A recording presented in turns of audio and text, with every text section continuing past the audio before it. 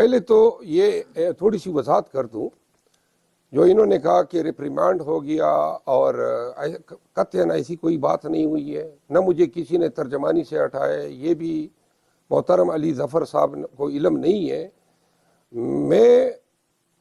بحیثیت senior vice president میں اپنا بیان دینے سے مجھے کسی کی اجازت لینی نہیں ہے اور نہ درکار ہے۔ علی ظفر صاحب کو ان چیزوں کا علم نہیں تھا، نہ میں ریپریمانڈ ہوا ہوں۔ میری جو رائے ہیں میں اپنی رائے کے ساتھ کھڑا رہتا ہوں، اور صرف اس پارٹی میں خان صاحب جو ہیں ان کو یہ حق حاصل ہے۔ آج بھی میری خان صاحب سے ملاقات ہوئی ہے اور اس ایشو پہ انہوں نے کہا کہ جی یہ جو آپ نے رائے شیئر کی تھی ہم آپ کی رائے سمجھے تھے، یعنی پارٹی کی جو پالیسی ہے اس حوالے سے میں اس کا پابند ہوں۔ اور اس کے بعد جو ہے خان صاحب چونکہ وضاحت کر چکے ہیں، بیرسٹر گور صاحب کو بھی آج مجھے بھی انہوں نے بتایا، تو لہٰذا میں اپنی ذاتی رائے جو ہے وہ کسی کو خوش کرنے کے لیے چینج نہیں کر سکتا ہوں۔ میری عدالتوں کے حوالے سے یا سپریم کورٹ کے حوالے سے میرا یہی اوپینین ہے کہ ہمیں انصاف تاخیر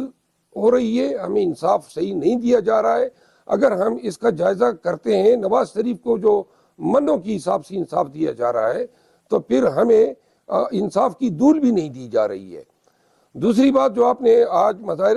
جی آپ بالکل جو پارٹی پالیسی ہے اور جو عمران خان صاحب کی رائے ہے جو گور صاحب نے بیان کی ہے وہ درست تسلیم کی جائے۔ میری اپنی رائے جو ہے وہ تو اسپوک پرسن کے طور پہ ہے نا۔ میں بادامی صاحب آپ کو بتا دوں، تھوڑا سا یہ سب سمجھ لیں جو چھوٹی چھوٹے نکتے اٹھاتے ہیں، ریپریمانڈ کر دیا، یہ ہو گیا وہ ہو گیا، وہ اس قبیل کا میں آدمی نہیں ہوں، ٹھیک ہے نا جی۔ میں والنٹری سروسز ہے میری، یہ خدمات جو پارٹی کے لیے انجام دے رہا ہوں یہ میری والنٹری ہے، ٹھیک ہے نا جی۔ اور اس میں جو ہے میں خان صاحب کی قیادت اور بیرسٹر گور کو بحیثیت چیئرمین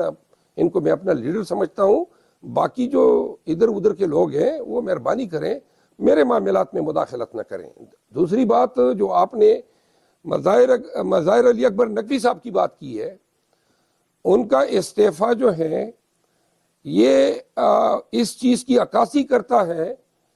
میری ہمدردیاں تھی فاضل جج صاحب کے سامنے، میں بہتیرا ان کے سامنے پیش ہوا ہوں بطور وکیل، اور میری ہمدردیاں تھی، بلکہ میں نے شاید ایک ٹویٹ بھی کیا تھا ان کے حق میں، لیکن ان کا استعفیٰ جو ہے اب اس چیز کی عکاسی کرتا ہے کہ ان کے خلاف جو جوڈیشل کونسل نے کارروائی شروع کی تھی وہ بلا جواز نہیں تھی، وہ سبسٹانشیل میٹیریل پہ بیس تھی، ان کا وہ سامنا نہیں کر سکتے تھے، اپنے آپ کو ڈیفینڈ نہیں کر سکتے تھے، تو رائے فرار انہوں نے اختیار کی اور استعفیٰ دے دیا۔ بحیثیت ایک قانوندان میں یہ سمجھتا ہوں کہ یہ نااہلی جو ہے